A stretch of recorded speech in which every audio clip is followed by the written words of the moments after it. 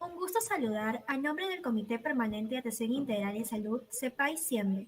Tiene el agrado de presentar esta interesante ponencia denominada Diseños de Estudios de Investigación en APS, que estará a cargo por el doctor Luis Alex Zamora de los Godos Urcia.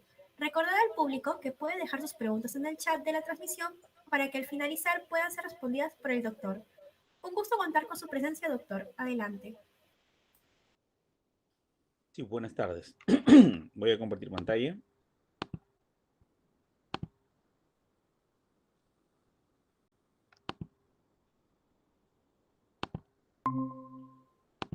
Bien. Cuando hablamos de los diseños de investigación, estamos hablando de todas aquellas formas de poder hacer un trabajo de investigación.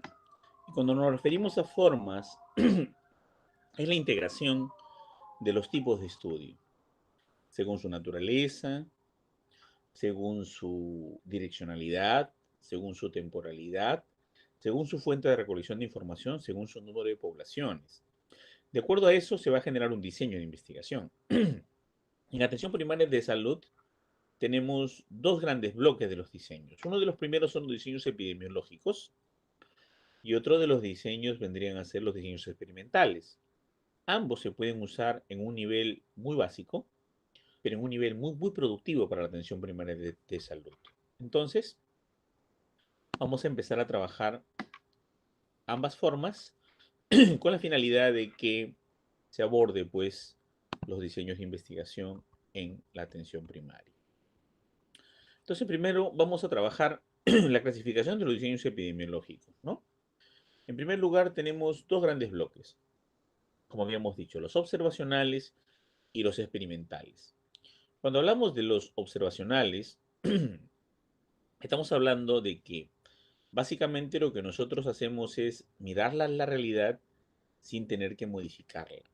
Solamente observar lo que acontece, ver cómo se vinculan o se relacionan. Aquí el fenómeno en estudio sigue su curso en la naturaleza sin manipular ni al grupo caso, ni al grupo control, ni al grupo efecto, no efecto o causa, no causa. Dejamos que ocurran de forma natural.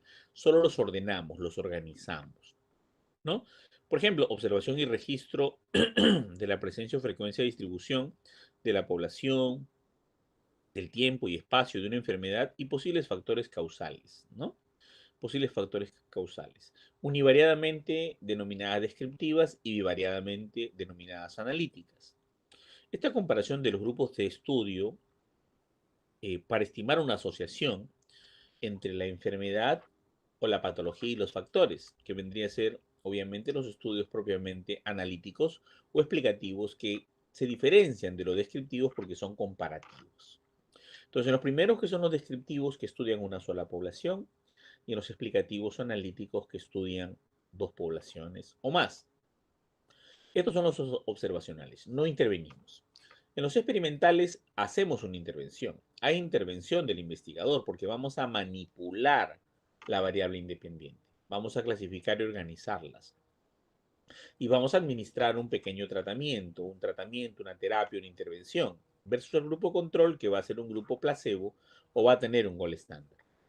Aquí se manipulan los diferentes los determinantes también del fenómeno del estudio. Quiere decir que nosotros vamos a aislar las variables intervinientes, a dejarlas con una influencia cero. No solamente intervenimos para manipular el grupo de estudio y el grupo control, mantenerlo como natural, y a la manipulación de la variable independiente tenemos un efecto luego de la variable dependiente que va a ser puramente observación de ello, sino que también vamos a evitar que las variables intervinientes contaminen la investigación. Y le asignamos al factor de riesgo, obviamente, a cada grupo de estudio, ¿no? Por ejemplo, nosotros podemos dar un tratamiento, podemos dar una terapia, o podemos probar la intervención de alguna patología, ¿ok? Dando una respectiva tratamiento profiláctico, no.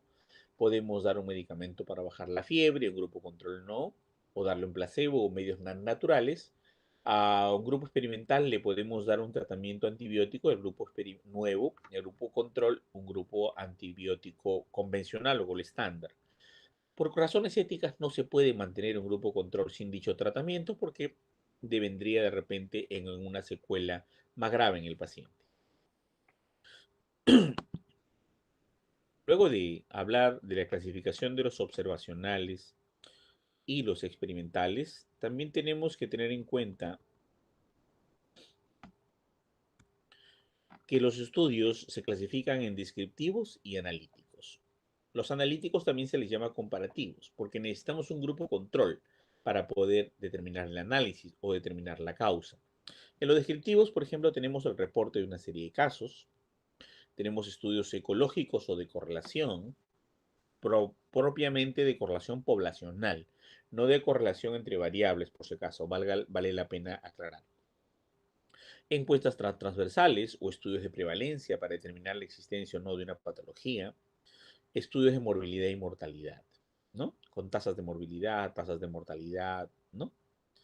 En los analíticos o comparativos tenemos los estudios de cohorte, tenemos los prospectivos concurrentes, tenemos los prospectivos o perspectivas históricas y tenemos los estudios de casos y controles.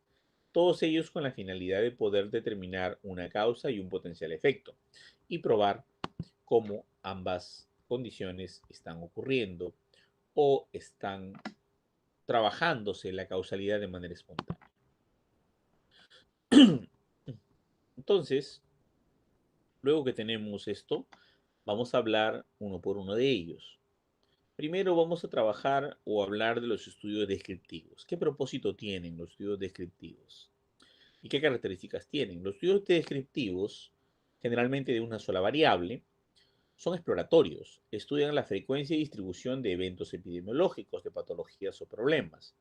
Y básicamente se enfocan en una población, lugar y un tiempo y analizan un potencial factor de riesgo, un efecto o potenciales factores asociados como resultado de la hipótesis, debido a que no mide la influencia de dichos factores, sino que resulta de este análisis de la frecuencia y distribución de eventos un potencial factor a sospechar, o factor de riesgo, un efecto o factores asociados que saldrían como resultado final a probarse posteriormente un estudio analítico, ¿no?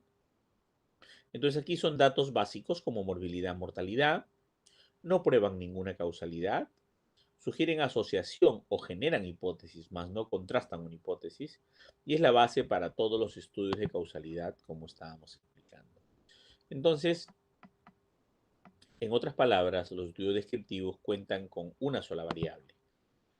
Una sola variable y esa variable es de tipo, puede ser cuantitativa o cualitativa, pero su finalidad es determinar, analizarla en su prevalencia, en su modo, en su media, en su frecuencia.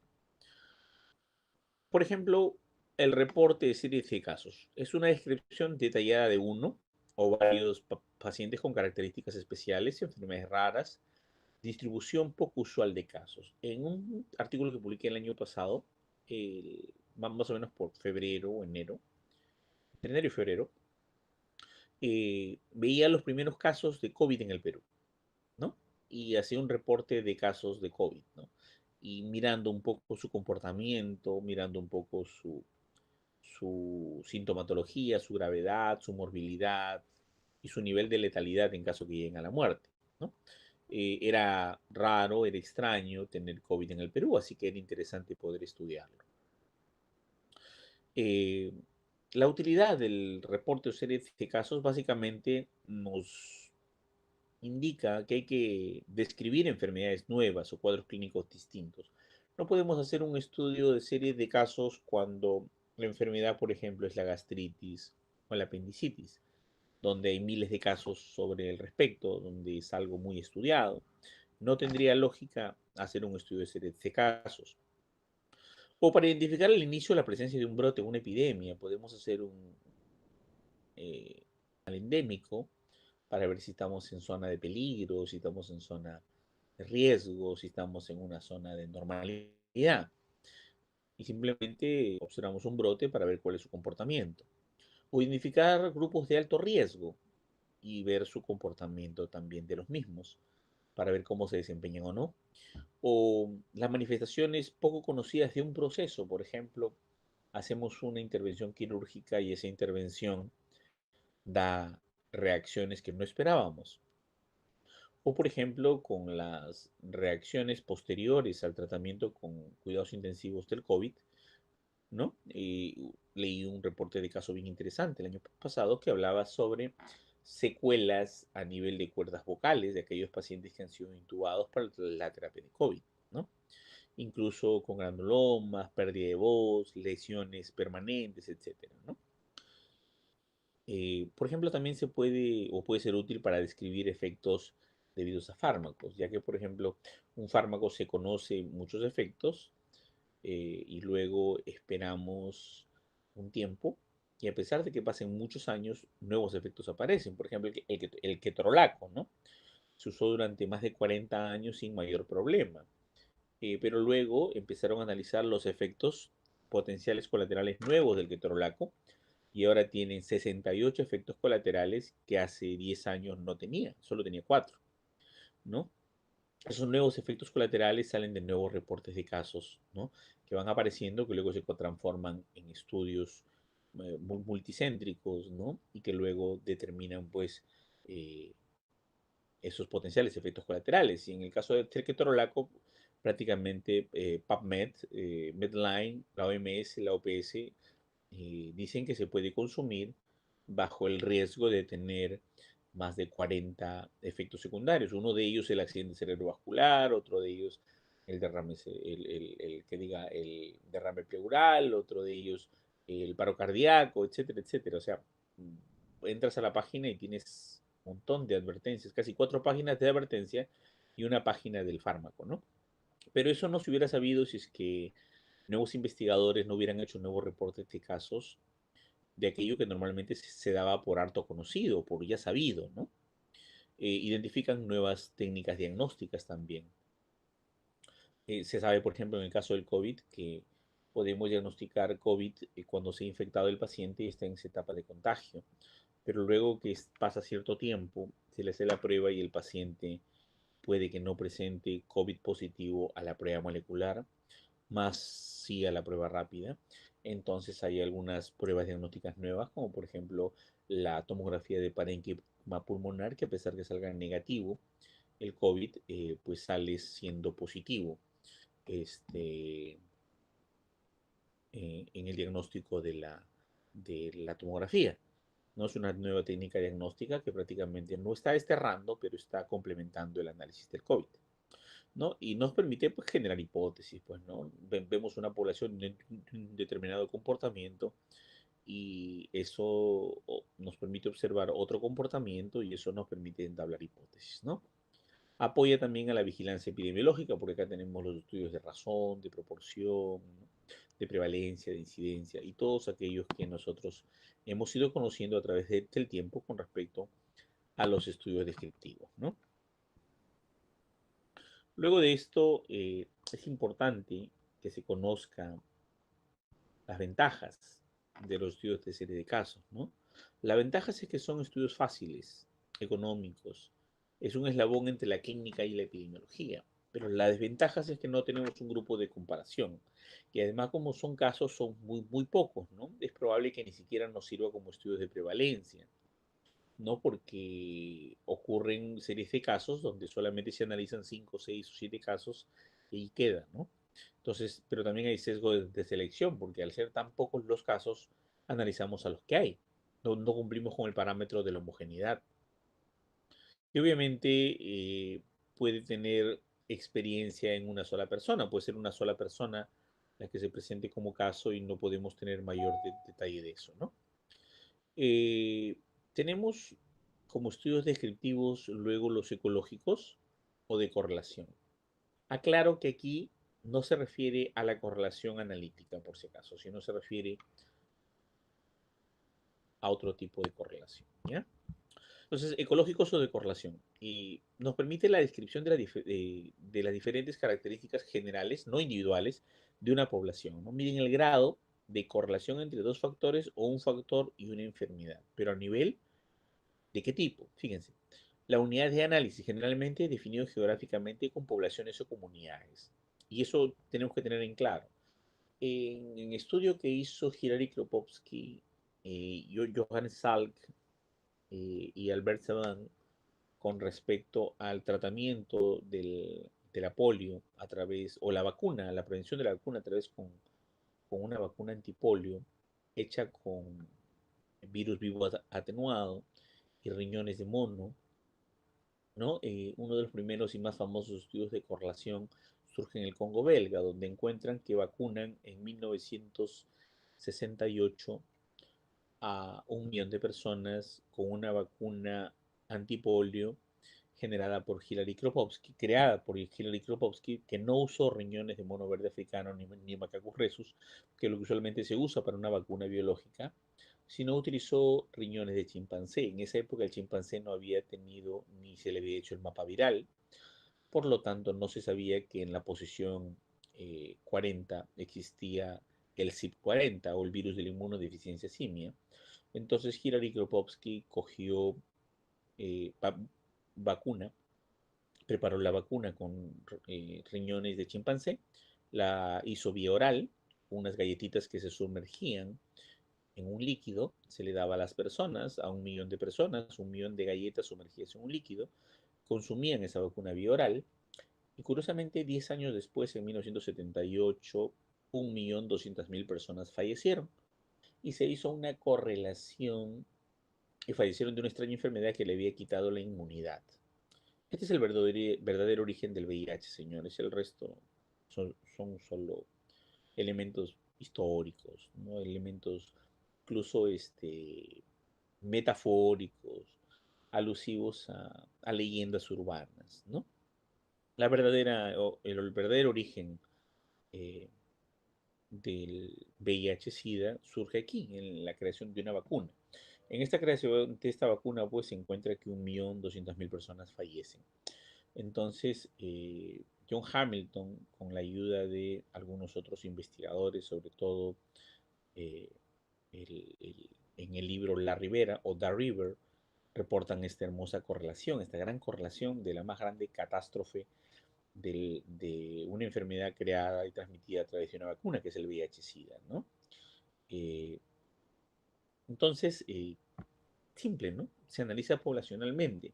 Hay plomo, hay relaves mineros, el plomo cae al río y hay una correlación con niños con cáncer, ¿no? Entonces, a ese tipo de correlación nos estamos refiriendo.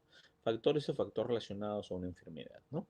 Aquí se analiza la frecuencia del problema, la incidencia, la prevalencia, la mortalidad, ¿no? En perspectiva o colectivo bien definida. Se necesita uno más variables dependientes y una más variables independientes, pero ese trabajo a nivel de tipo poblacional. Por eso se llama de ecológico o de correlación. Repito, no es la correlación de los estudios analíticos. ¿Ah? Estamos hablando de la correlación desde el punto de vista ecológico, desde el punto de vista poblacional. Entonces, la utilidad de identificar correlaciones entre factores de riesgo y enfermedad, comparar tendencia en el tiempo y enfermedad con una exposición y finalmente generar una hipótesis. Esa hipótesis de que usar el riñón de chimpancé para producir una vacuna antipolio dada por vía oral y el primer 1.200.000 personas se contagiaron de una extraña enfermedad que le quitaba la inmunidad que se había transmitido por la boca, repito, vía oral, esta pues permitió establecer esa correlación entre vacuna y esta enfermedad que se le llamaba en ese entonces el síndrome de la burbuja, ¿no? Que es la inmunidad generalizada en el cuerpo con el cual las personas desarrollan una supuesta, eh, un supuesto síndrome con sarcoma de Kaposi, lo que hoy conocemos como el síndrome de inmunodeficiencia adquirida, ¿no? O SIDA. Luego de conocer la utilidad ya de los estudios descriptivos del punto de vista correlacional, del punto de vista ecológico, vamos a hablar ahora de los estudios, de las ventajas y desventajas, ¿no? Un estudio ecológico obviamente es fácil y rápido. Analizas documentos y tasas poblacionales. Son económicos. no siempre requieren trabajo de campo, lo puede ser desde el mismo escritorio, ¿no? Por ejemplo, ¿cuántos han muerto en una zona de cáncer de pulmón o gástrico? ¿Y cuánto relave minero encuentras en el campo, ¿no? Incluso ya medido, publicado, ya está denunciado en un diario, ¿no? Y entonces tú analizas ambas variables y permítete hacer una correlación. Entonces, estos estudios poblacionales son importantes porque luego van a generar la posibilidad de tener una hipótesis, ¿no? Pero tiene desventajas. Existen, por ejemplo, que son muy subjetivos, muy generales, puede ser que tengamos un gran sesgo. Puede ser que los registros estén mal hechos, entonces nosotros dependemos de la calidad de esos registros. No podemos tener el lujo de nosotros afinar esos registros y mejorar su potencia, su calidad, su veracidad, su confiabilidad, ¿no? Hay variables confusores, muchas, que no la podemos aislar para que nuestra población sea homogénea. Y es la que le llamamos la falacia ecológica, ¿no? La falacia ecológica no es otra que, pues, aquel elemento que ocurre de manera poblacional por efecto del tiempo poblacional y no necesariamente por una causalidad directa, ¿no? Entonces, por ejemplo, el síndrome, el efecto invernadero, el calentamiento global, hay patologías que son inherentes a esto que permiten una falacia ecológica y que no necesariamente tienen una causa directa o puntual. Ahora vamos a hablar de los estudios de tipo transversales, o también llamados estudios de corte. Corte sin H, no corte, sino corte, nada más. Estos estudios transversales lo que hacen es describir las condiciones de los individuos respecto a la presencia o ausencia de un factor de exposición, ¿no? Y de la enfermedad, en forma simultánea en un momento dado. A estos estudios se le llaman los estudios de prevalencia, por ejemplo, la prevalencia de anemia en niños, la prevalencia de tuberculosis, la prevalencia de UTA, etcétera, ¿no? Estos estudios descriptivos o encuestas transversales o estudios de corte tienen utilidad, ¿no? Al igual que la mayoría. La utilidad es que estimamos la prevalencia de una enfermedad o de un posible factor de riesgo. Estudiamos las enfermedades o factores de riesgo de inicio lento y de larga duración. Describimos la distribución de la enfermedad y los factores de riesgo en la población. Estimamos las necesidades preventivas, curativas o de rehabilitación. Es importante para decir cuán frecuente es una enfermedad con respecto a otra, cuál tuvo más incidencia o más prevalencia. Ya saben que incidencias son casos nuevos, prevalencia son casos antiguos y nuevos. Y también evalúa, por lo tanto, el impacto en los programas de la salud, si los programas de la salud o programas de salud nos dan una solución adecuada, ¿no? Genera hipótesis. Y luego es la primera etapa de todos los estudios prospectivos, porque en un estudio transversal no hay secuencialidad, ni seguimiento, ni es longitudinal. Por lo tanto, pero es una primera mirada para hacer un estudio prospectivo posteriormente, ¿no?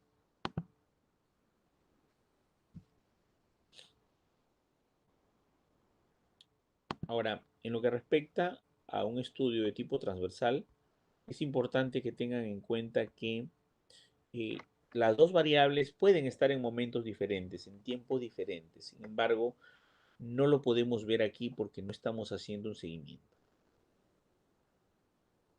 Luego tenemos en los estudios descriptivos los estudios de morbilidad y mortalidad. En cuanto a los estudios de morbilidad y mortalidad, pues conocemos la prevalencia de enfermedades, la incidencia de enfermedades, pero acá lo vamos a ver en relación a tasas, ¿no? Entonces aquí describe la distribución y frecuencia de un problema de salud y se basan principalmente en información de registros rutinarios. Siempre existen algunos cuadernos o registros de estadística del ministerio donde es obligatoria la notificación de una enfermedad tipo tuberculosis, de VIH-Sida o cualquier otro tipo de patología. Incluso toda mortalidad tiene que ser notificada. La mortalidad neonatal, la mortalidad materna y estos registros rutinarios nos ayudan pues a construir una base de datos de investigación muy rica, ¿no? Estos estudios tienen una utilidad, ¿no? Conocer la frecuencia y distribución de los problemas de salud, de enfermedad y muerte, según las variables de la población, el tiempo o el espacio. Por ejemplo, ¿cuál es la prevalencia de mortalidad en una ciudad respecto a otra? en Huancavelica la mortalidad materna está por encima de los 500 sobre 100.000 nacidos vivos. Y en Lima está por debajo de 80. Entonces, obviamente, podemos comparar.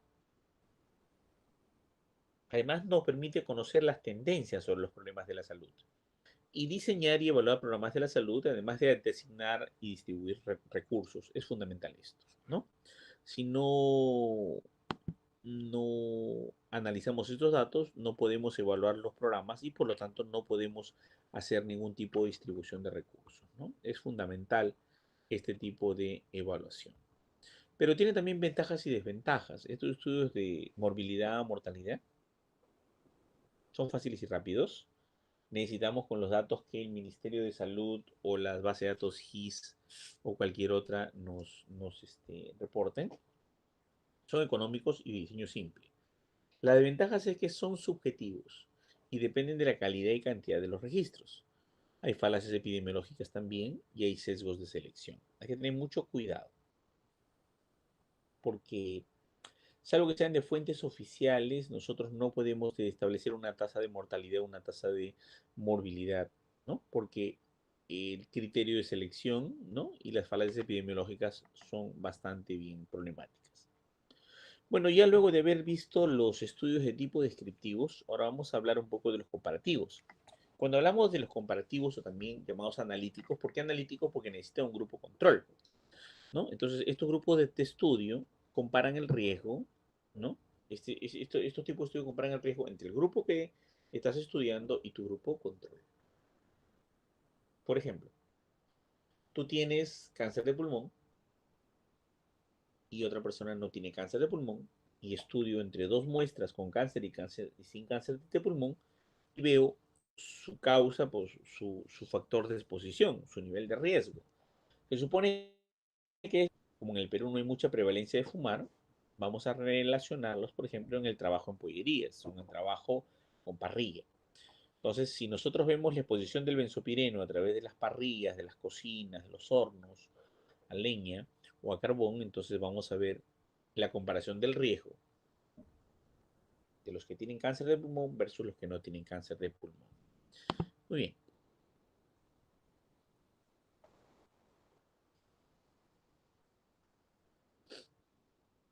Ahora vamos a... Siempre se me pasa un poquito más, disculpen. Los estudios analíticos o comparativos. Vamos a ver ahora sus propósitos o características. Si ustedes pueden observar aquí a la izquierda, estos grupos se seleccionan en base en la presencia o ausencia de dos cosas, ¿no? La presencia del factor de riesgo y la presencia del potencial efecto. Una causa y un efecto. Muy bien. Esta relación causa-efecto vamos a verla desde dos puntos de vista. Si algo va desde la causa hacia un efecto, se llama cohorte. Si algo viene desde el efecto hacia la causa, se llama casos y controles. Si la causa está hoy y vamos a ver el efecto en el futuro, por ejemplo, si hoy tenemos que hay gente que, a ver, toma dióxido de cloro y vamos a evaluar en 3 años si es que tiene insuficiencia renal crónica, ¿no? Entonces vamos a ver la causa en el presente y el efecto en el futuro. No es un experimento porque tú no le das dióxido de cloro a la gente, pero sí es un estudio válido porque la gente se auto indica el dióxido de cloro. Entonces, tomaron durante la primera y segunda ola mucha gente dióxido de cloro, las encontramos, hacemos un seguimiento en 2 o 3 años para ver si se queda con un riñón o pierde ambos riñones. ¿Ok? Y si está en diálisis, cuántos están en diálisis y cuánto han perdido su capacidad renal, ¿no? Versus el grupo control, ¿no? Que no ha consumido dióxido de cloro y ver la misma prevalencia. Es una cohorte, digamos, de la causa en el presente y el efecto en el futuro. Ahora, si nos vamos al revés del efecto en el presente y la causa del pasado, es causas y controles, porque tenemos el efecto en el presente, ¿no? Por ejemplo, que hoy día una persona tenga cáncer de cuello uterino, un grupo de personas tengan cáncer de cuello uterino y el grupo control no lo tenga, entonces partimos del efecto en el presente a la causa en el pasado. Si es así, entonces vamos a tener con cáncer de cuello uterino, sin cáncer de cuello uterino y vamos a ver si en el pasado están los tres factores de exposición: edad de inicio de relaciones sexuales temprana, la multiparidad o la poliandría, ¿no? Entonces, en esas tres condiciones vamos a evaluar si hay ese factor de riesgo, ¿no?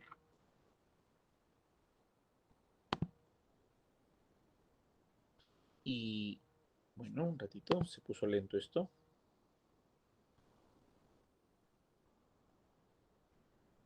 Ok. Entonces, uno de los primeros que habíamos hablado entonces era el estudio de cohortes. ¿Cuál es la característica principal, no? En primer lugar, tenemos que la cohorte expuesta se compara con una cohorte no expuesta. ¿Cómo así? Un estudio de cohorte es el que tienes la causa y un grupo control no tiene la causa. Entonces vamos a analizar a partir de la causa hasta el futuro efecto. Hoy en día tomaron hidroxicloroquina. Vamos a ver cuántos han tenido enzimas hepáticas elevadas y cuántos han muerto por cirrosis hepática, insuficiencia hepática o necesitan trasplante hepático, ¿no? Entonces tenemos hoy que la gente se ha automedicado con hidroxicloroquina y vamos a ver el efecto a 2-3 años, ¿no? Incluso se reporta que más del 40% de las personas que usaron hidroxicloroquina han fallecido en menos de un año de lo que ha transcurrido la pandemia. Entonces podemos ver eso, ¿no? Los que consumieron hidroxicloroquina, los que no consumieron, vamos a ver su potencial efecto. Pero si es una cohorte, hablamos de la causa en el presente, efecto en el futuro. O simplemente de causa-efecto, porque hay una cohorte retrospectiva cuya causa empieza en el pasado y el efecto en el presente. Entonces acá tenemos grupo de individuos con el factor de riesgo y grupo de individuos sin el factor de riesgo, que consumieron hidroxicloroquina, que no consumieron hidroxicloroquina, a fin de observar la aparición de la evolución de un efecto y la relación con la diferencia de su frecuencia. Bien, eso es básicamente lo que nosotros hacemos en una cohorte. Y el nivel de exposición lo calculamos de la siguiente forma, ¿no? Acá tenemos la cohorte expuesta, los factores de riesgo positivos, la cohorte no expuesta, factores de riesgo negativos. Hacemos un seguimiento. Tienen que ser los grupos homogéneos. Significa que los criterios de inclusión, exclusión y eliminación deben ser los mismos.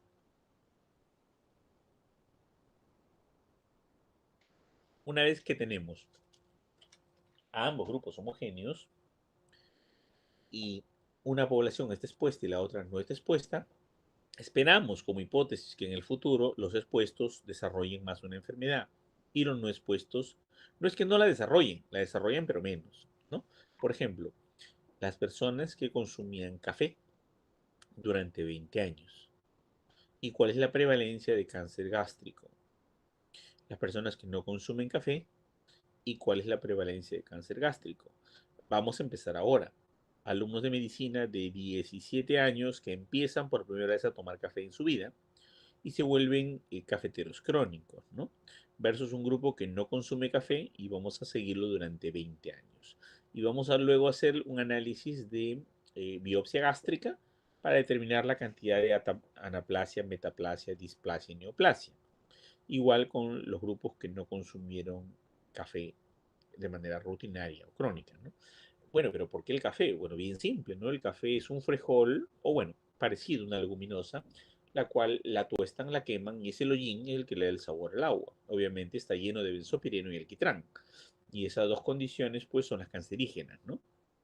Entonces acá tenemos los expuestos y los no expuestos. Acá tenemos los estudios de cohorte. Vamos a ver cómo se hace el cálculo, ¿no? En el análisis. Acá tenemos el factor de riesgo, presente, ausente. El efecto presente ausente. Cuando está presente el factor de riesgo y presente el efecto, le llamamos A. Cuando está presente el factor de riesgo y ausente el efecto, le llamamos B. Cuando está ausente el factor de riesgo y presente el efecto, le llamamos C. Y cuando está ausente el factor de riesgo y ausente el efecto, le llamamos D. Acá sumamos A más B, C más D, y acá sumamos A más C y B más D. Entonces, ¿qué es lo que tenemos que hacer aquí? Encontrar la tasa de incidencia en expuestos que es mayor que la tasa de incidencia en no expuestos.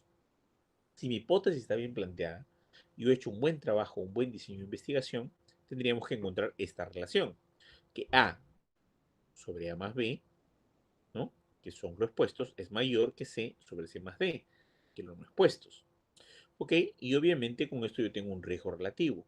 Y el riesgo relativo que es diferente a los casos y controles que tiene odds ratio, ¿ok? Aquí no, es riesgo relativo, sale dividiendo entre A sobre A más B sobre C más D, y esto no va a salir un valor mayor a 1, que es el nivel de riesgo que nosotros hemos hipotetizado en una investigación, y es lo que nosotros esperamos encontrar.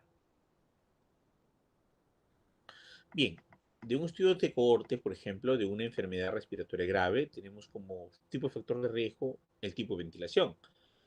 Gente que tiene hacinamiento y no tiene ventilación versus otros que sí, o en los hospitales, por ejemplo, hospitales con ventilación natural y hospitales con ventilación artificial, ¿no? El efecto secundario esperamos que sea la enfermedad respiratoria, ¿no? Entonces, la frecuencia de enfermedad respiratoria en hospitales estudiados. Esperamos que los que tienen ventilación natural tengan menos prevalencia de enfermedad que los que tienen una ventilación artificial, ¿no? ¿Por qué? Porque la exposición al medio ambiente es lo que prevendría la patología o la enfermedad respiratoria. ¿Cuál es la utilidad de un estudio de cohorte, no? Estimar la incidencia de una enfermedad en expuestos y no expuestos. Esta incidencia de enfermedad entre expuestos y no expuestos no va a establecer el riesgo potencial que existe entre ellos, ¿no? Además, nos mide la fuerza de asociación entre el factor de riesgo y el efecto, que puede ser una enfermedad o una muerte. Nos permite determinar la relación entre el tiempo de respuesta y dosis de respuesta entre un factor de riesgo y efecto. A mayor dosis y tiempo de exposición al factor de riesgo, mayor frecuencia de enfermedad. Y esto es bien simple deducirlo, ¿no? Mientras más tiempo tienes el factor de exposición, mayor o más grave o más frecuente es la enfermedad. Estimar la fracción atribuible. Esta proporción nos permite trabajar causas atribuibles al factor de riesgo. A esto se lo conoce también como riesgo relativo. Estudiar más de una enfermedad en estudios poblacionales, porque si tenemos la causa ahorita y la no causa, no solamente esperemos que desarrolle la enfermedad que pensábamos, sino pueden haber desarrollado otras adicionalmente, ¿no? Entonces, estudiar más de una enfermedad con estudios poblacionales, evidenciar el papel de los factores de riesgo y otras patologías diferentes, ¿no? Que se pueden estudiar. Y además, el diseño de escoger para estudiar los factores de riesgo son un poquito complejos, no significa que sean muy difíciles, pero nos permiten pues encontrar un diseño bastante práctico, ¿no? ¿Cuáles son las ventajas? No hay sesgo de memoria ni de recuerdo, porque en el caso si controles tú te olvidabas, ¿no? Y decías, a caramba, a ver, déjame recordar, hace un año, a dónde fui, con qué me traté, cuántas veces fue al médico, es un poco más complicado. Pero en un estudio de cohorte que se le empieza a hacer un seguimiento desde ahora y se le sigue hasta el futuro para ver un resultado potencial, no hay sesgo de memoria ni de recuerdo, porque vas a analizarlo y vas a verlo día a día, ¿no? Permite medir la exposición con precisión y permite estudiar factores de riesgo raros, factores de riesgo difíciles de manejar o difíciles de encontrar, ¿no? Entonces aquí hay, la desventaja es que existe una mayor inversión de recursos humanos, ¿no?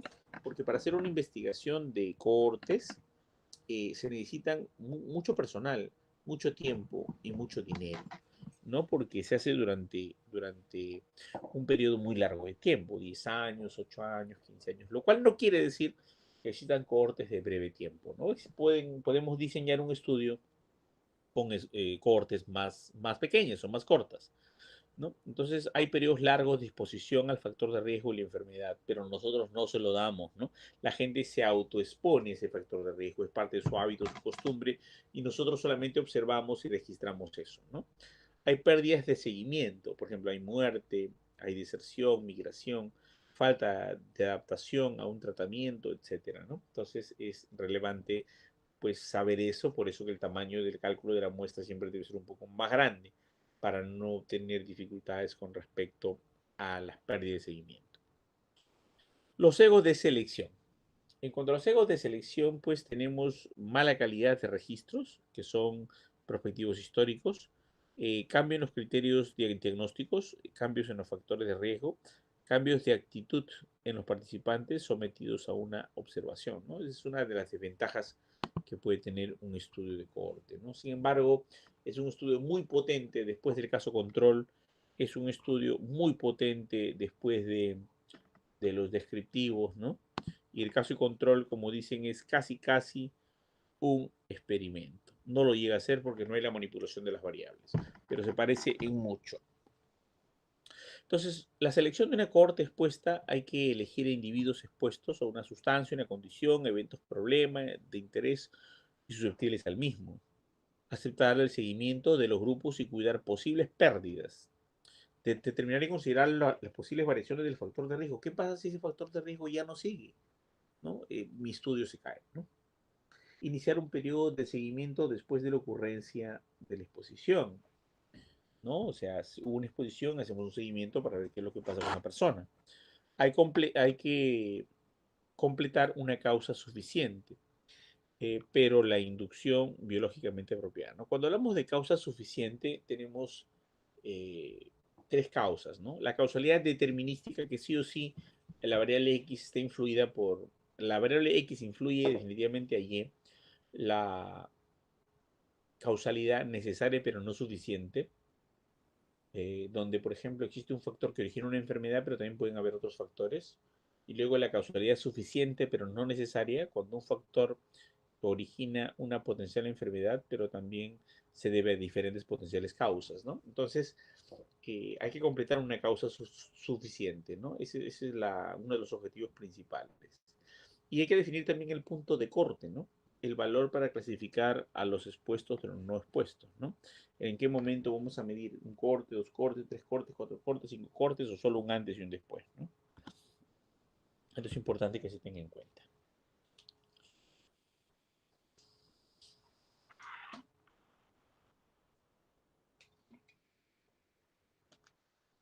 La selección de la cohorte no expuesta.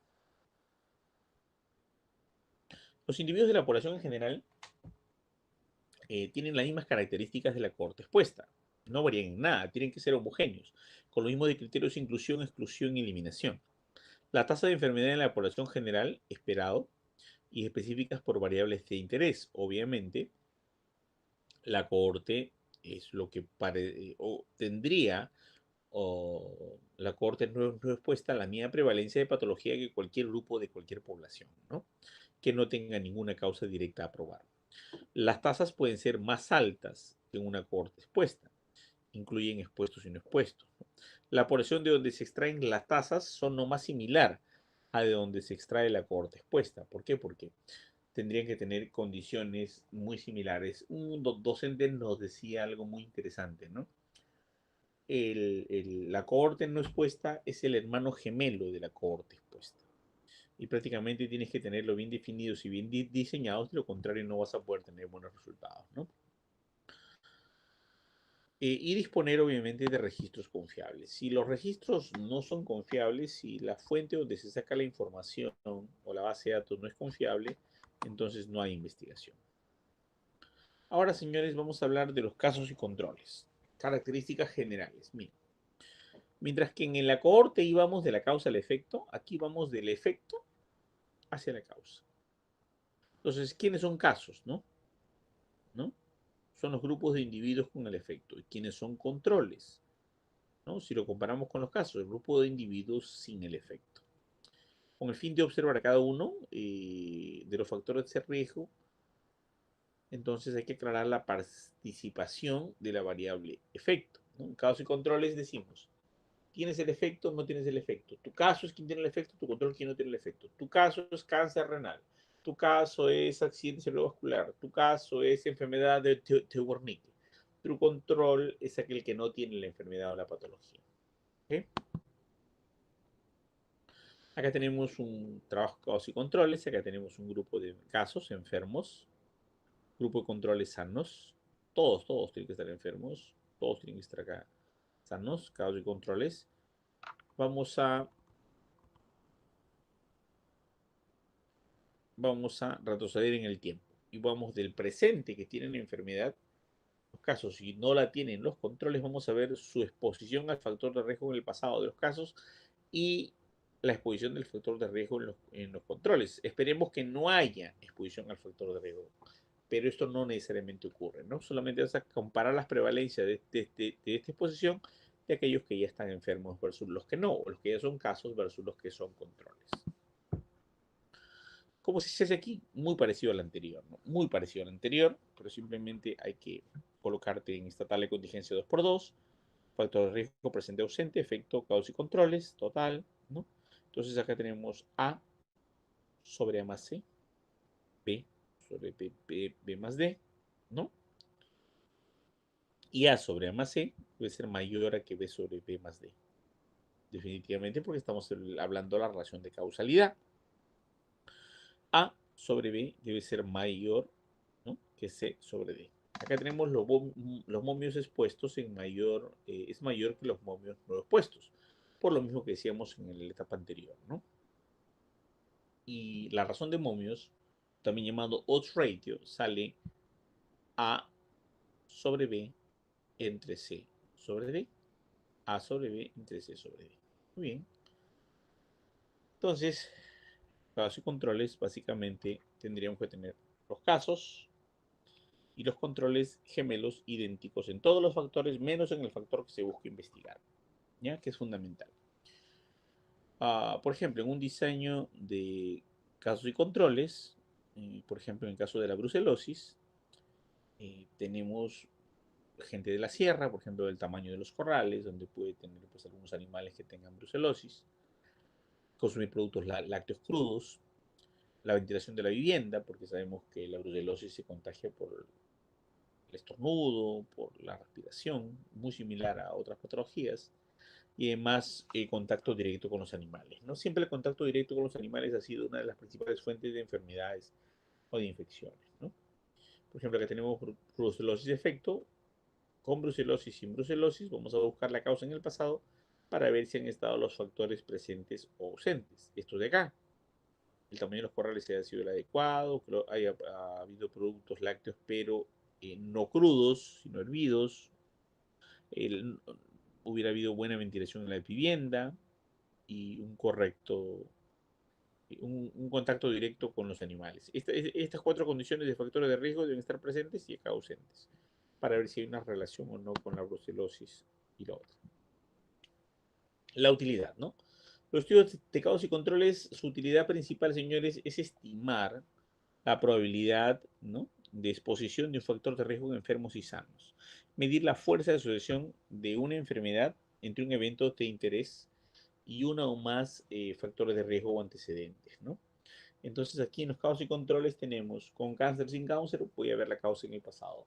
Con diabetes sin diabetes mellitus, voy a ver la causa en el pasado. Un grupo de casos con diabetes mellitus, un grupo de controles con diabetes mellitus y voy a ver la causa en el pasado. ¿Ok? Entonces, obviamente, esto tiene que estar claro. Determinar la proporción de casos y de controles expuestos en una posible factor de riesgo es su utilidad, ¿no? Estudiar las enfermedades raras y poco prevalentes es otra utilidad del caso control. Y estudiar enfermedades con largos periodos de tiempo de incubación también, ¿no? Porque lo que trata de hacer básicamente el caso de control es ser mucho más rápido y dinámico.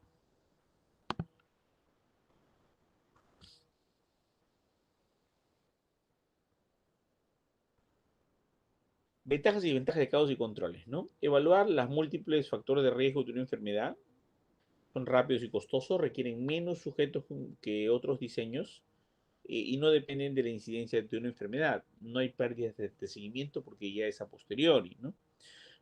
No hay coeficientes para estudiar los factores de riesgo, eh, sesgos de memoria, recuerdo y de selección. Es difícil establecer relación temporal entre la exposición y la enfermedad. Es una desventaja muy importante, ¿no? Porque puede haber otro contaminante, otro sesgo, otro causante de la enfermedad que ocurre en ese espacio.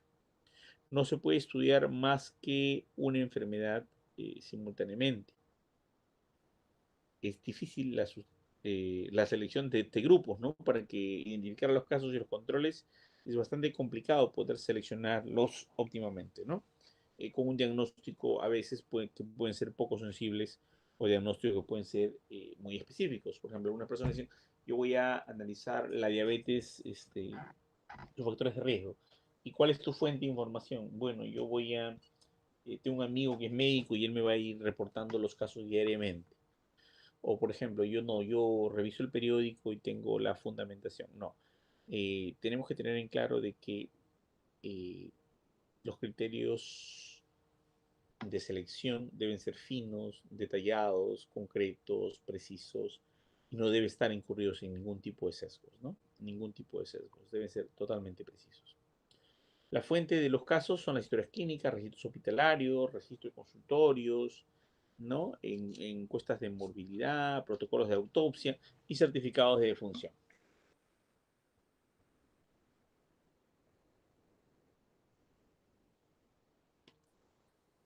Bueno, las enfermedades menos frecuentes, más graves, degenerativas o mortales, probablemente de hospitales, son las que se estudian en los casos y controles, ¿no?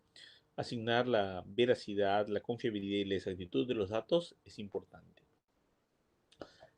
Normalmente los casos se hacen también para casos raros o casos extraños. No se hace un estudio de casos por cualquier caso común y corriente, ¿no? Esa es la particularidad de los casos y controles. Por eso que cada cierto tiempo se puede hacer un pool de investigación de casos y controles. No siempre, ¿no? Porque tendría que haber la posibilidad de que existen estos casos extraños o casos distintos, ¿no? La selección de los casos, ¿no? Los criterios de diagnóstico sensibles y específicos, ¿no? Hay que evitar un factor protector o un factor neutro. La idea es que determinar aquellas variables que se puedan pedir, identificar los casos definiendo claramente la población de origen. Por eso los criterios de inclusión, exclusión y eliminación.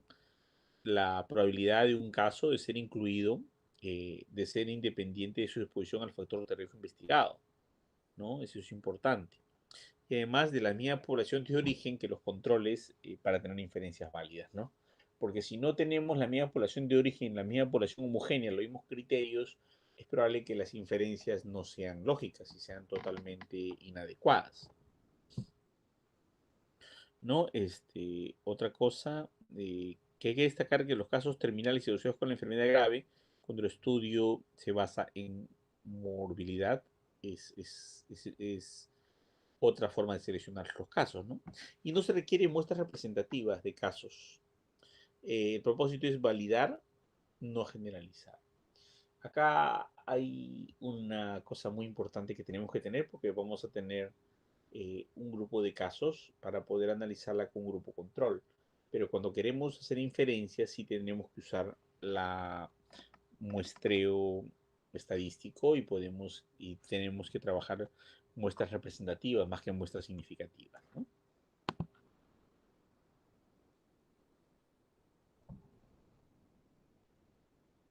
Un ratito.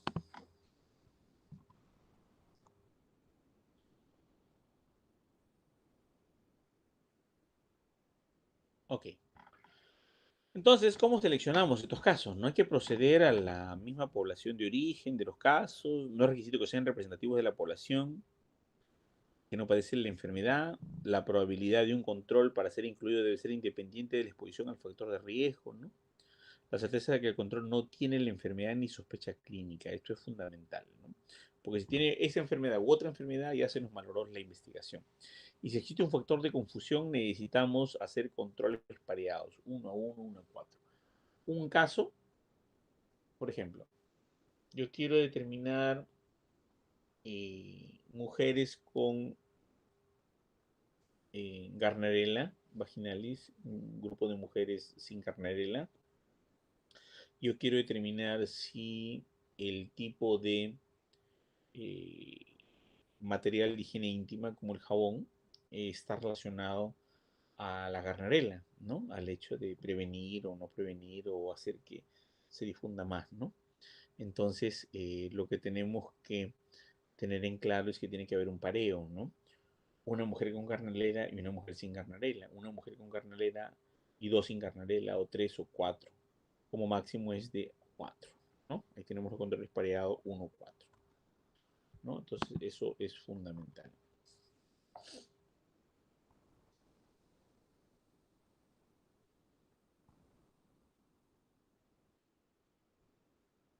Bien, entonces ahora vamos a pasar a otro nivel muy interesante que se llama los estudios experimentales o intervención.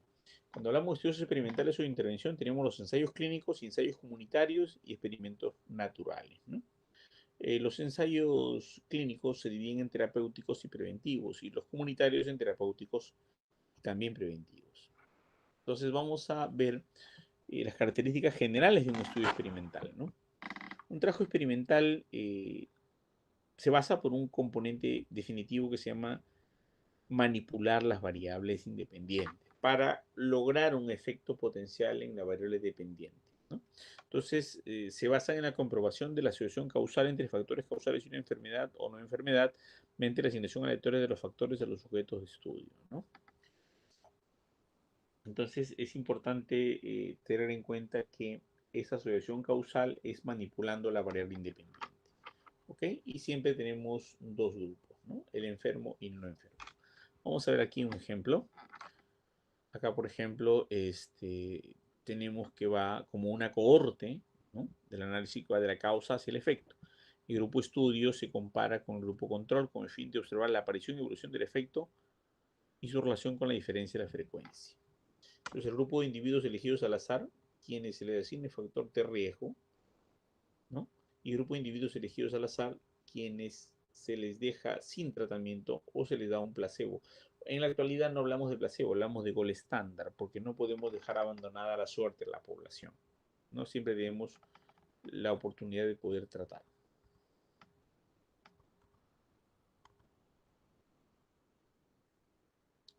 Ok, para estudios experimentales o intervención, las características del análisis son estas, ¿no? Pero un factor de riesgo tenemos dieta, ¿no?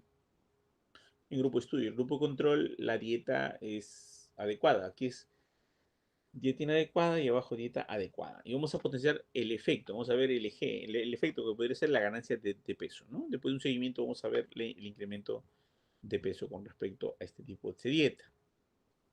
Acá tenemos pues las cuatro casillas clásicas en una tabla de contingencia 2x2 porque las dos variables son dicotómicas, no son politómicas ni ninguna otra naturaleza. Tenemos acá el efecto presente ausente, factor riesgo presente ausente, A, B, C, D, ¿no? Entonces, esto hay que jugar muy, muy bonito, ¿no? Sería entonces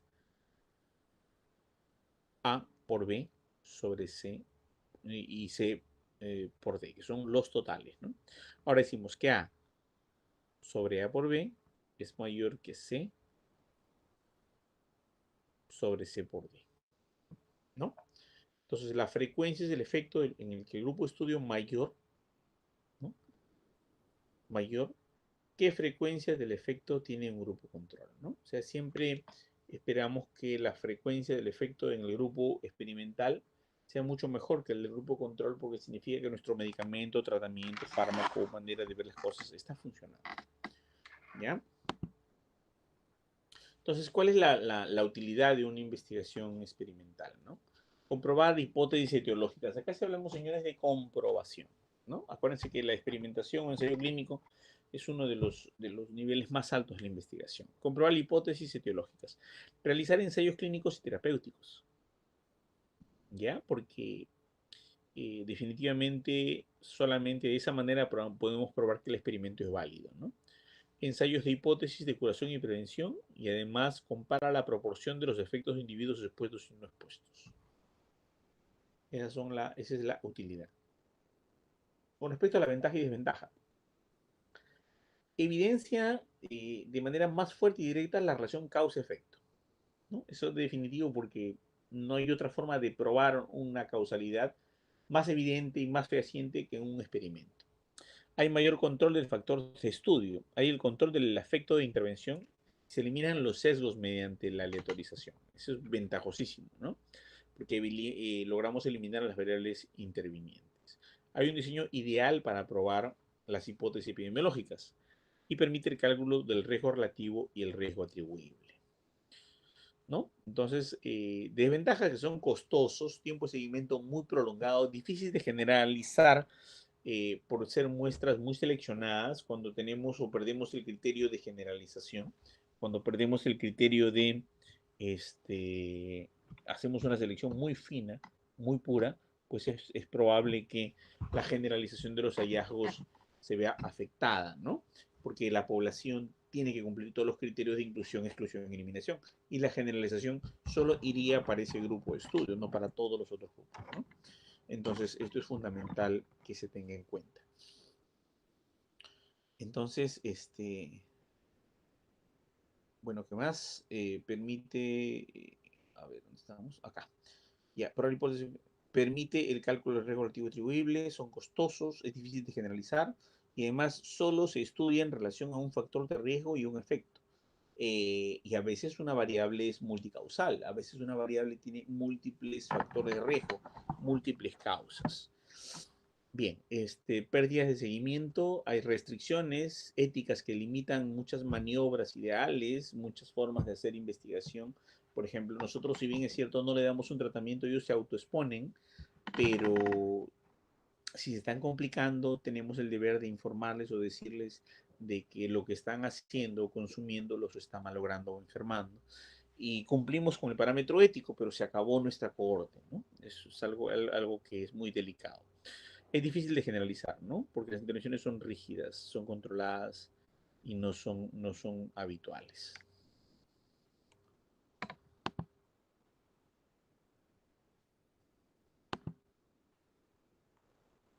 Bien, seguimos. Entonces, para que los experimentos tengan una validez interesante, estos tienen que tener el enmascaramiento, ¿no? El enmascaramiento tiene varios tipos, ¿no? El enmascaramiento simple, doble, triple y ausente. Acá tenemos, por ejemplo, el conocimiento y la asignación del grupo de estudio. Acá tenemos el sujeto estudiado, o sea, la persona a la cual se le va a hacer la intervención o el tratamiento, el investigador y el personal de análisis. Tenemos enmascaramiento con simple ciego, doble ciego, triple ciego y sin enmascaramiento. En un sin ciegos, ausente de todo, que los sujetos estudiados sí saben, ¿no? ¿Qué le están dando? ¿No? ¿Qué variable? ¿Qué tratamiento? Por ejemplo, le están dando una vacuna experimental o le están dando un placebo. Entonces, el sujeto estudiado sí sabe en el ausente. También lo sabe el investigador y también lo sabe el personal para el análisis o la estadística. En un ciego simple, el sujeto estudiado no lo sabe. Sí lo sabe el investigador y sí lo sabe el personal para el análisis. En un ciego doble, no lo sabe el sujeto estudiado, pero tampoco el investigador. Sí lo sabe el personal para el análisis. En un ciego triple, no lo sabe el sujeto estudiado, ni el investigador, ni el personal para el análisis, pero sí lo sabe el asesor de la tesis, ¿no? Que abre un sobre cerrado y lacrado, donde dice grupo A, que se le dio el medicamento, está el tratamiento, y el grupo B está el tratamiento.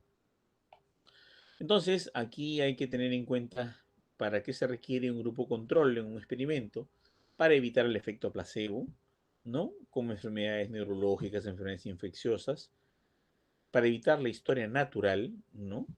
Para eso requerimos un grupo control que puede ocurrir con la remisión espontánea de una enfermedad bajo un estudio y atribuirse erróneamente a un tratamiento. Por ejemplo, una fiebre se puede pasar automáticamente en un resfrío común en algunas horas y la congestión y todos los problemas por historia natural pueden desaparecer en 1 o 2 días. Entonces podemos pensar que el tratamiento es el fármaco y eso no es cierto, ¿no? Hay que tener mucho cuidado con la historia natural de la enfermedad y el efecto placebo. El efecto Houghton es importante porque hay un cambio de comportamiento habitual entre los sujetos de estudio a sentirse observados. En el efecto Houghton la gente pues se siente quizá mejor porque piensa que le han dado un medicamento bueno, saludable y adecuado y psicológicamente se predispone a un sentimiento mejor, ¿no? A una mejor actitud, cosa que no necesariamente es la que se espera. Hay uno que se llama regresión a la media, que es debido al azar, y los valores extremos al inicio de un ensayo clínico mejoran durante el curso del mismo. Es importante tener en cuenta con respecto a la regresión de la media. Bien, señores, vamos a ver. Ok, una vez que tenemos todo esto listo y claro, vamos a decidir qué pruebas estadísticas vamos a emplear para los diseños de estudio. Y esas pruebas estadísticas vamos a tener una plantilla bien clara de cómo relacionarlas. Si es un estudio descriptivo, haremos estadística descriptiva. Si es un estudio analítico o experimental, haremos estadística inferencial. Pero ¿dónde organizamos los datos como edad, sexo, procedencia, religión, ¿no? Vivienda?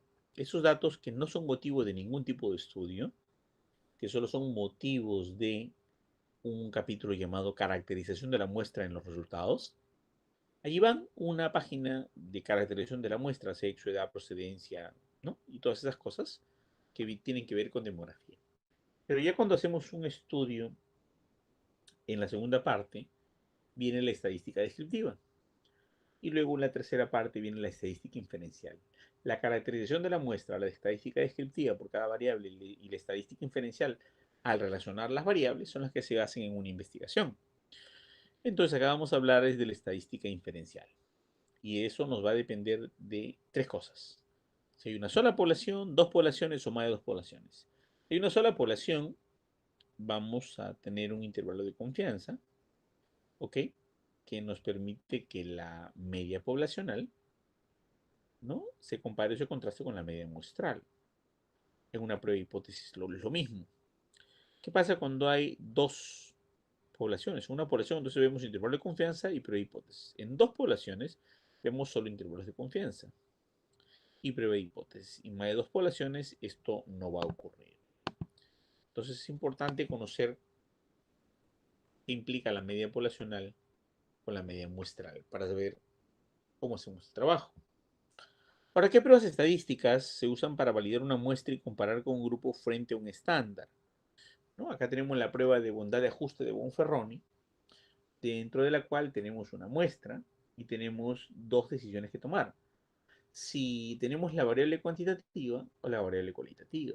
Entonces, si estamos en una discriminación, si tenemos una variable cuantitativa, utilizamos la prueba de Kolmogorov-Smirnov, ¿no?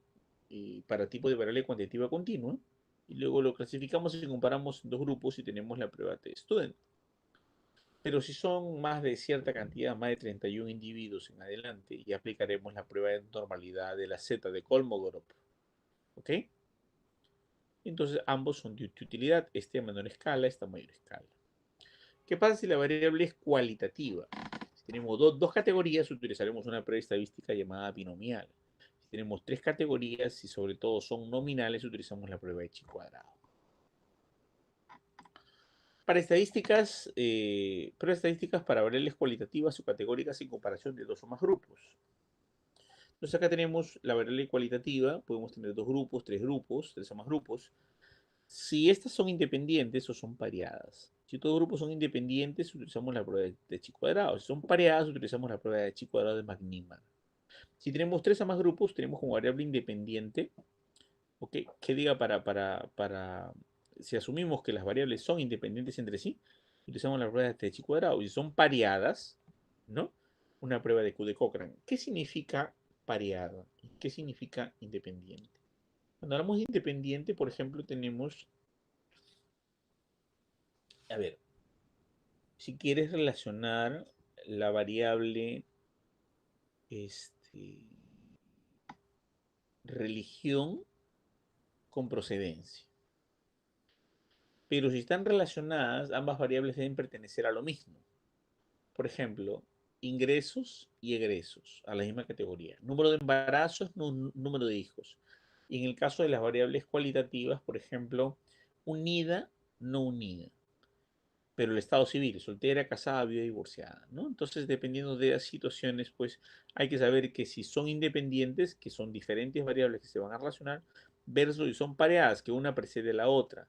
Por ejemplo, ingresos y egresos económicos, ¿no?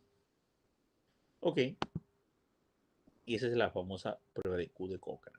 Ahora, prueba estadística para variables cuantitativas en comparación de dos o más grupos. Esto es importante de tener en cuenta porque nosotros podemos tener aquí la prueba de normalidad de Kolmogorov-Smirnov. Voy a probar que todo es normal, ya que todo está bien, y entonces analizamos los datos cuantitativos.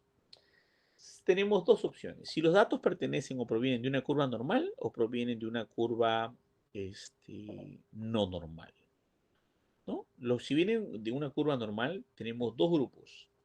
Si las variables son independientes o son pareadas, cuando se trabajan dos grupos. Si son independientes, usamos la T-Student. O sea, una causa, un efecto. Si son pareadas, un antes y un después de la misma variable, usamos la T de student pareada. Son de tres a más grupos, independientes usamos ANOVA y pareadas ANOVA para muestras ¿no? Para muestras pareadas. Si los datos no provienen de una curva normal, tenemos también la misma situación, dos grupos y tres grupos. Si son dos grupos, ¿no? Tenemos las independientes y las pareadas. Y si son independientes, usamos la U de Matt-Windley. Si son pareadas, utilizamos la prueba de Wilkinson. Si son tres o más grupos, tenemos la condición que puedan ser independientes o pareadas.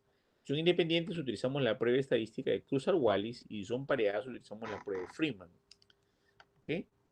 Y con eso, pues estaríamos solucionando mucho. En resumen, señores, si tenemos dos grupos y tres a más grupos. Dos grupos, si son variables independientes entre sí o relacionadas, repito, independientes es, por ejemplo, eh, estado civil con procedencia, ingreso económico con número de hijos, pero cuando están relacionadas significa ingresos y egresos, número de embarazos, número de abortos, número de embarazos, número de partos, etcétera, ¿no?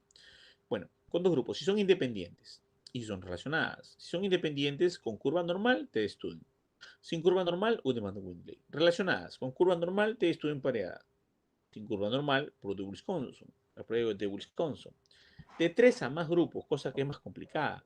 Si son independientes entre sí o relacionadas, si son independientes, la prueba con curva normal y, y sin curva normal. Si es con curva normal, análisis de varianza. Si no es con curva normal, la prueba Cruzar-Wallis. Si son relacionadas con curva normal, ANOVA para muestras pareadas. Sin curva normal, la prueba de Freeman, como lo habíamos explicado, ¿no? Entonces, esto es básicamente lo mismo que la anterior vista en una manera horizontal. Y este es el resumen que me gustaría que quede ustedes para siempre, que es un resumen que deben ustedes llevarlo de la mano, ¿no? Y vamos a detallarlo un poquito para que tengan una mejor visión en condición acá. Si nosotros tenemos una variable independiente, repito un poco en la clasificación de variables, tenemos dos tipos de variables, dos tipos de clasificación, la clasificación metodológica y la clasificación estadística. En la clasificación metodológica solo hay dos tipos de variables, variable independiente y variable dependiente. La variable independiente causa, la variable dependiente efecto, la variable independiente X, la variable dependiente Y, la variable independiente eje de abscisas, la variable dependiente eje de ordenadas. No existen variables intervinientes porque las variables intervinientes son sesgos, factores de confusión. Un estudio que tenga variables intervinientes es un estudio mal hecho. ¿Ok? Las únicas variables intervinientes puedes soportar una en un diseño experimental. Y si tienes una variable interviniente, harías un diseño de grupos aleatorios para evitar que esa variable interviniente afecte tus resultados. Si tienes dos variables intervinientes, harás un cuadrado gelatino para que ambas variables intervinientes no afecten tus resultados y hagas una clasificación con muestras muy grandes. Pero más de tres variables intervinientes ya no se puede trabajar, sobre todo a nivel experimental o cualquier otro nivel analítico. Entonces, la idea es que solo sean dos variables, variable independiente y variable dependiente, X y Y. Si no queda eso claro, hay muchos profesionales de otras áreas que no son de la salud que han inventado un concepto que no sé de dónde lo han sacado, de las variables intervinientes. Yo he revisado algunas investigaciones que tienen 10, 11, 9, 8 variables intervinientes, cosa que es absurda porque diríamos que ese estudio es puro sesgo, no tiene diseño, está mal planteado, no tiene homogeneidad, no cumple con criterios de exclusión, exclusión, eliminación, es heterogéneo, no es preciso y algunos incluso se atreven a colocarle muestreo no probabilístico, totalmente mal planteado también, porque un muestreo no probabilístico comete un gravísimo error, ¿no? Los muestreos no probabilísticos se usan para variables cualitativas, porque su objeto es la significancia de la muestra, que sea una muestra significativa para ese estudio, pueden ser 8 o 10 personas a ser entrevistadas. En una investigación cuantitativa eso no ocurre, la muestra tiene que ser probabilística, porque son tres criterios: muestra representativa, muestra homogénea y muestra probabilística. La muestra representativa encuentra una fórmula para el cálculo de la muestra, cualquiera de las 79 fórmulas que existen, una muestra aleatoria que sea recogida de manera al azar y la homogeneidad, que son los criterios de inclusión, exclusión y eliminación. Eso tiene que estar sumamente claro. Por lo tanto, solo hay dos variables. Si acá a la izquierda está una variable, a la derecha está la variable. Variable de entrada es la independiente, variable de salida es la dependiente. ¿Ok? O de resultado. Entonces, variable independiente nominal. Del punto de vista metodológico. Del punto de vista estadístico son dos tipos de variables, cualitativas y cuantitativas.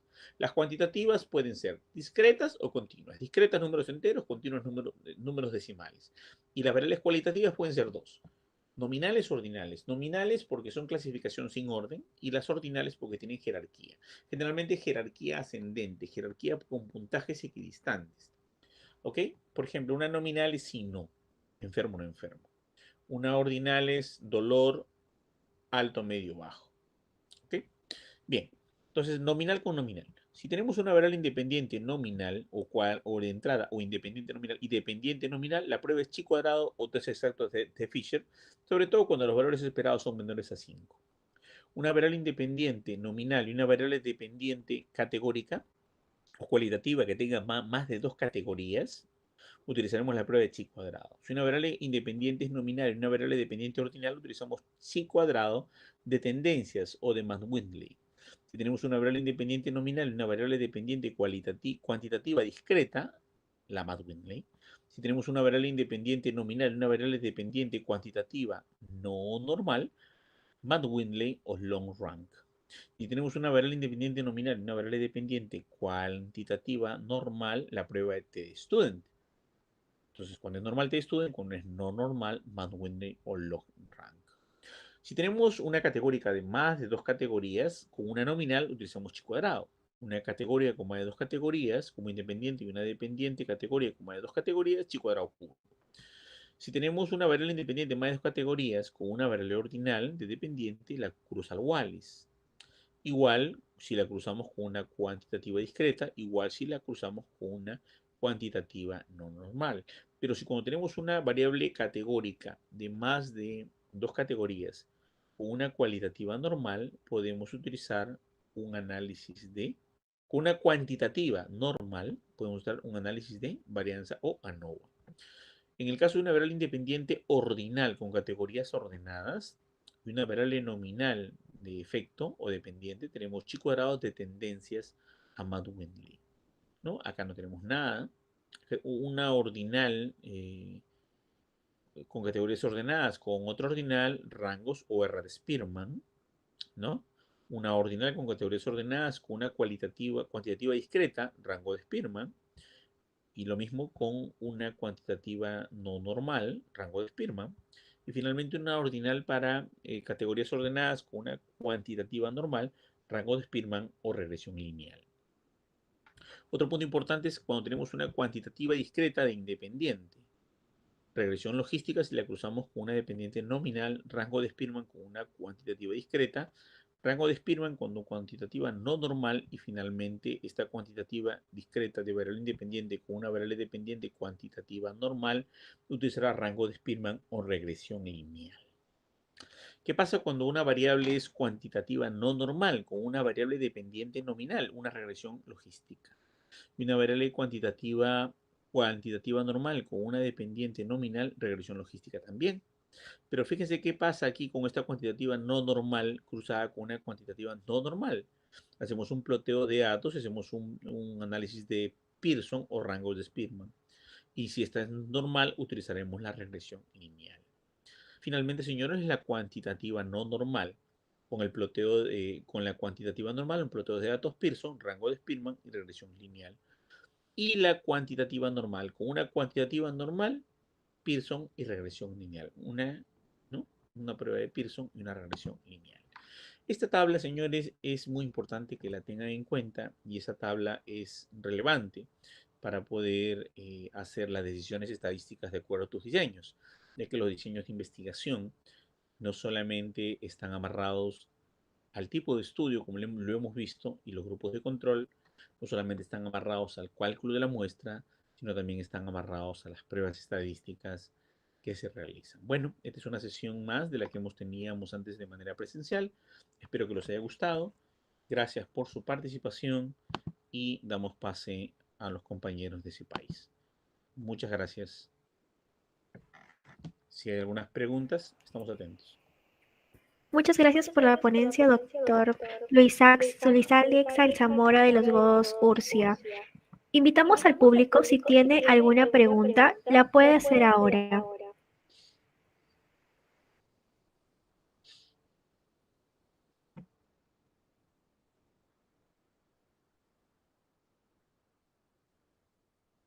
Daremos 3 minutos para que el público pueda formular sus preguntas.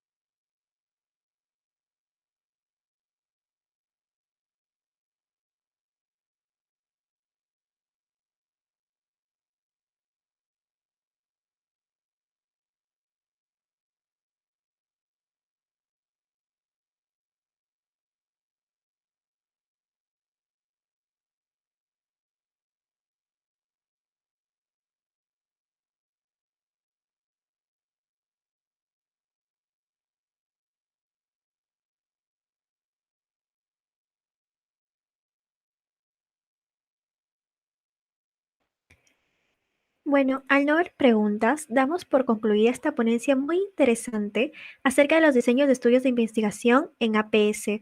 Recordemos al público que puede esperar unos minutos para poder enviar el post-test. Para incluir la certificación se debe aprobar con una nota mínima de 12. Agradecemos nuevamente al doctor Luis Sales Alzamora de los Huevos Urcia de parte del Comité Permanente de Atención Integral en Salud, CEPAI-CIEMBE. Muchas gracias. Gracias y hasta luego. Un gusto.